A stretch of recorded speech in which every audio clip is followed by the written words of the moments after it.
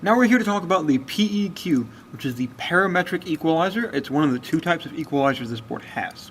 Now, the parametric equalizer is what makes someone running a soundboard, someone pushing faders, into a good engineer. I mean, you can work with an equalizer for 50 years and only get better as you go.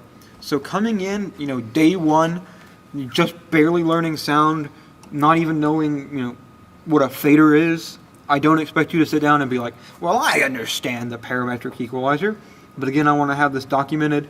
And there are some things the new engineer can do to make it sound good. One of the things is the high-pass filter. The high-pass filter takes the low end off of things. The human voice does not have anything useful below 150 odd hertz.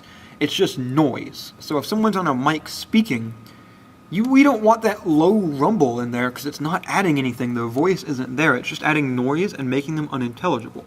So we can hit high-pass filter, and we can dial in the high-pass filter. This hertage sets what hertage we're at.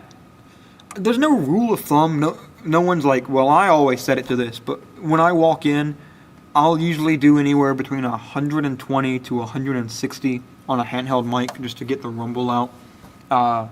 Experiment, try things, but almost every single microphone should have a high-pass filter in it just to get that noise out. It's the little thing you can do to make things sound better. Now I'm going to get into a little more of the advanced things. So we'll turn the equalizer itself on. It's got the in button just like everything else, and I'm just going to hit every wrong button until I hit the right one. So just to confirm here, you can come in here and do whatever you want on this PEQ, but if you don't hit the end button, it's not applying. It's not matter. See, it's grayed out right now because it doesn't matter. But when we hit in, they'll become colored, and that'll matter. So, real quick before we get into it, I just want to show this because this hung me up for years until I figured it out. This little option button, there's a button that says Enable Full Range Input. This allows you to slide these all the way across the spectrum to every frequency instead of being locked into specific ones. It gets rid of a nuisance. It makes it a lot easier because now you're not like, oh, I can almost reach it. Now you can go anywhere you want.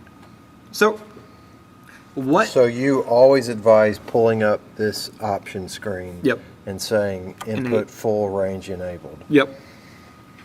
So,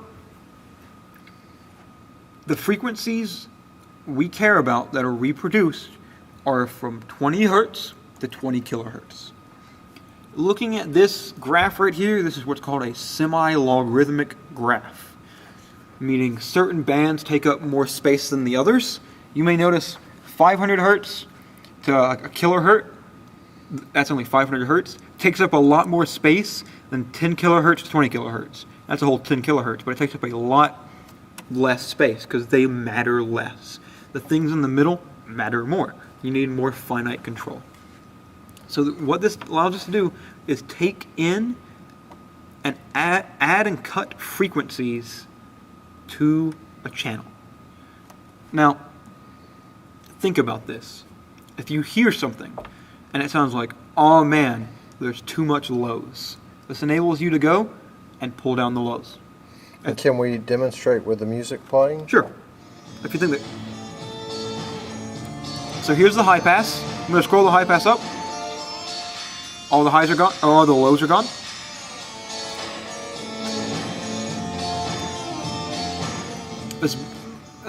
You may notice there are switches down here that allows us to change the behavior of these. But if you click this one to that up, if you click it to that down there, it allows you to turn this into a low pass to get rid of the highs. So we'll take a listen to that. And you notice all the highs are gone. So this allows us to take out and add frequencies. Now it's like, how do you expect me to know what 500 hertz sounds like? And the answer is I don't. Start off simple. When you first come in, break it up into 3 bits. Lows, mids, highs. And ask yourself, does this need more lows? If the answer is yes, click the right thing, give it more lows. Does it need less lows? Give it less lows. Same with mids and highs. And then eventually you'll begin to realize mids isn't as accurate as I want it. Because there are some low mids and there are some high mids. Some mids are lower than others, some are higher than others. So you're going to break it up into 4 categories. Now you have the lows, the low mids, the high mids, and the highs. And now you're sounding pretty good. You can make some very finite adjustments. But then you start to realize, wait, there are more categories. There are lows that matter, and there are lows that don't matter. There are infra lows, and there are lows. So anything, from 200 hertz to 75 or 100 hertz, it's a low. Anything lower than 50, that's an infra low. That doesn't really matter. So we're not going to deal with those. We're going to focus just on the lows. Same with highs. 2K to 10K, that's high. That really matters. Actually, let's say 5K to 10K. That's high. That really matters.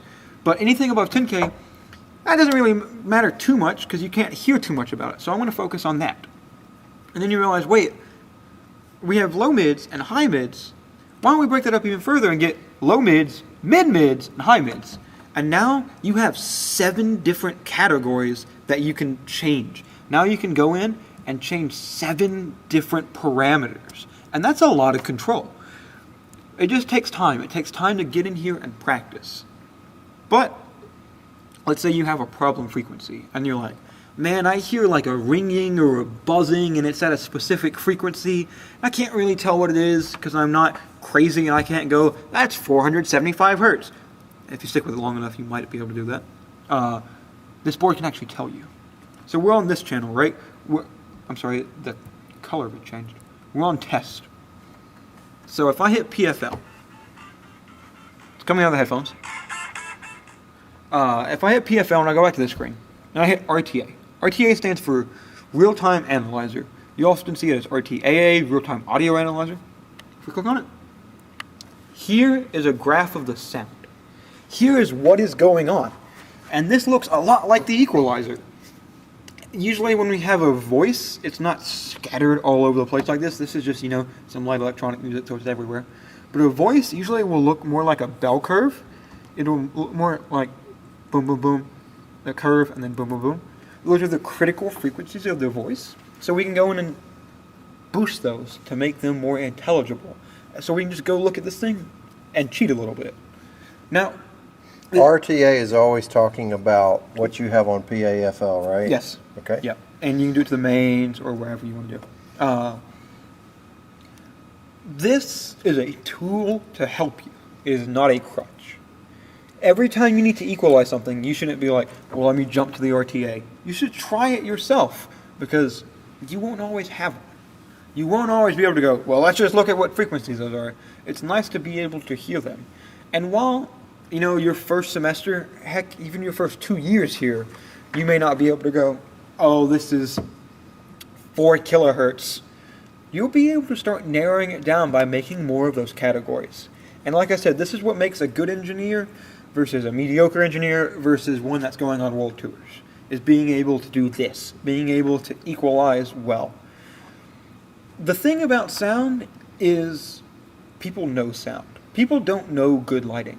People don't spend hours a day looking at theatrical lighting. People spend hours a day listening to music on their headphones. They know what good music sounds like. They might not know why. They don't like how it sounds, but it's up to you to know why they don't like what it sounds. And that's the hard part. That's the hard bit, is realizing that you are hearing from everyone in the audience. The person behind this board is responsible for making sure the audience enjoys the experience. And learning what audiences enjoy can be difficult because not every audience is the same, and this room changes. That's what makes the PEQ probably the hardest. It's not just because you have to know the frequencies, it's because the room changes. This room empty sounds way different than this room full. This room half full sounds way different than this room empty when it's cold. Temperature, humidity, people, set pieces, everything changes the sound of this room. That's not to say you can't have a starting point, but that is to say you can't just sit here. You can't just sit behind the board and push faders. You have to make adjustments and change things.